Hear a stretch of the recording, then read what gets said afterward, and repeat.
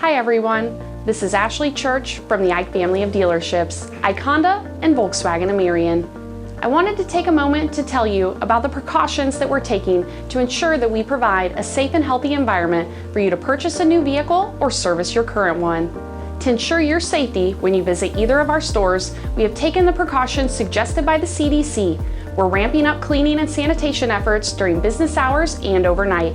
We continue to sanitize touchable surfaces and door handles a minimum of once per day and more in high traffic areas. We're also requiring any employee exhibiting flu-like illnesses to stay home from work.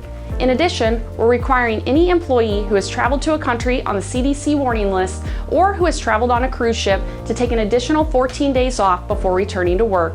We have also suspended non-essential work travel indefinitely.